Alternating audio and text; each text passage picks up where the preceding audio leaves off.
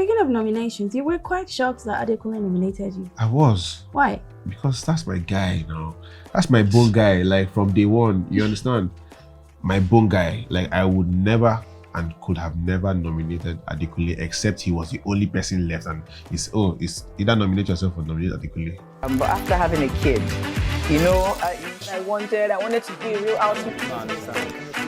From lasting 2 weeks in a season to enjoying 9 solid weeks in the All Stars house, this housemate has shown to us that second chances can be made the most of. What's up, everybody? My name is Christia from the Level Up season, and this is BBNaija Exit Interview with Pulse. Join me to welcome Soma. Hi, Soma. How are you? Hi, Chrissy. I'm good. You're looking nice. Oh, thank you. How are you feeling? Me, I'm feeling good though. I'm feeling like I just won 120 million. I know.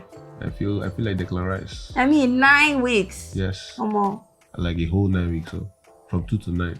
It's really mad. It's crazy, man. It's crazy. Yes. So like, you were cold and you're like, God damn, I gotta make the most of this opportunity. What was your strategy going into the house? Well, okay. This time I would accept that I had a strategy, which was to just go in there, be myself. And actually, I planned to avoid the ladies. Like I was planning not to get into any ships. Actually, that was the plan. As God will have it. You know, it just happened naturally. So, you know. Okay. Speaking of sheep that you mentioned and the ladies, Ebuka asked you, would you pick your babe over Angel? And you picked Angel. I picked Angel now. The love is 100%? 120%. And to add the 20% on top of that 100. 120 million Angel. Which one? Why you do like that now? Okay. Angel is worth more than 120 million now. Oh, I need me a man like Soma. You get one, don't worry. Keep going up.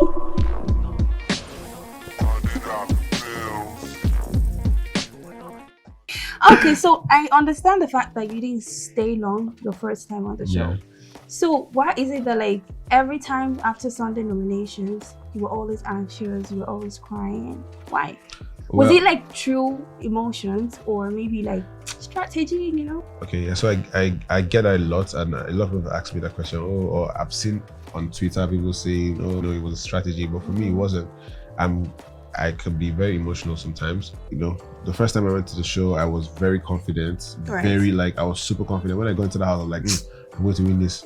Like, I'm going to win this, you know. But then I left the first eviction, I was evicted. So that really broke me and, you know, messed with my psyche.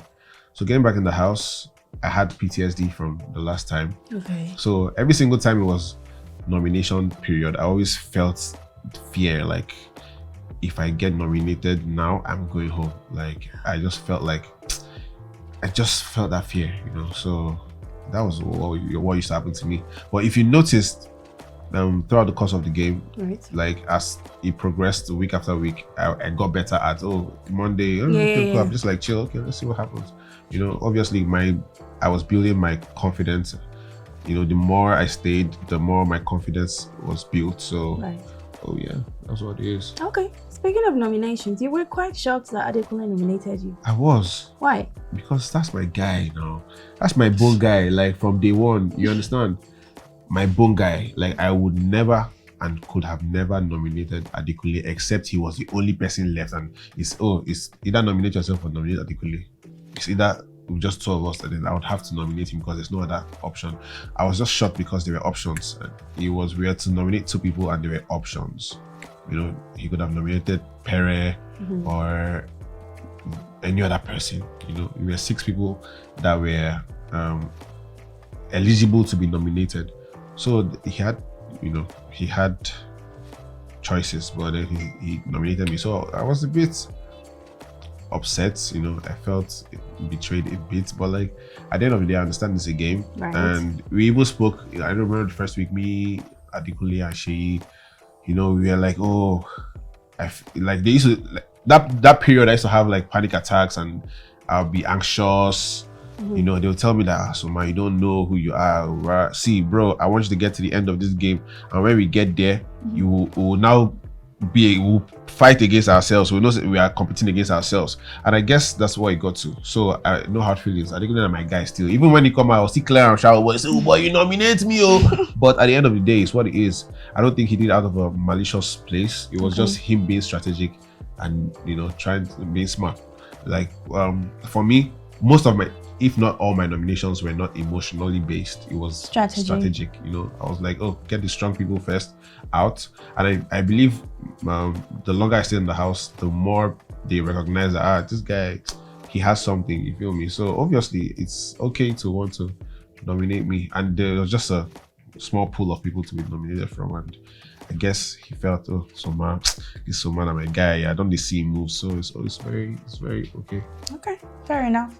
So we all know Big Brother's house. People can find a way to drive you crazy. Yes. How were you able to avoid, altercation, arguments and stuff? Every morning I say, I give positive energy, I give love, I give peace, I give happiness, and I receive, vice versa, I receive love, peace, positive energy. That really helped me, the positive affirmations. And personally, I don't define trouble. I don't like trouble. I just love. I love community.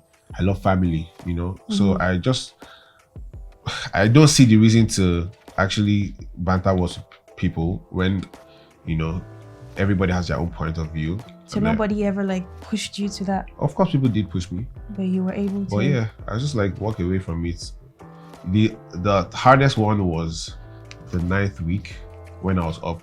Obviously, I was anxious, and a bit irritated and irritable. Okay. And I had that back and forth with Baye. I think that's the most I have actually had the back and forth with anybody. It was in the morning, we were having a task. We were trying to prepare for our wager. She just kept on pushing, and I hadn't slept the whole night because Angel wasn't feeling fine the night before, and I had to stay up very late to take care of her, So I was just trying to catch, after working out, I was trying to catch some sleep. I was like, oh, let me just get 15 minutes. And she kept pushing, no, you must go out. Let's do this. And I'm like, you that doesn't even do, when time reach, you go to sleep.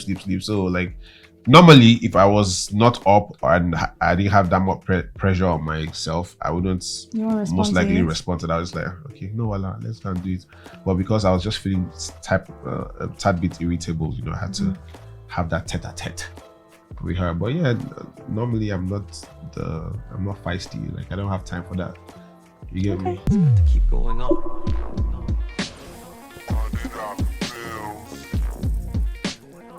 Still on Baye, right? You had a conversation with Y Money and Cece that she's fond of taking people's stuff without informing them. Yeah. Do you think that's Baye being Baye, or maybe she's using it as a form of strategy to get you upset? Well, that's the thing. You don't know.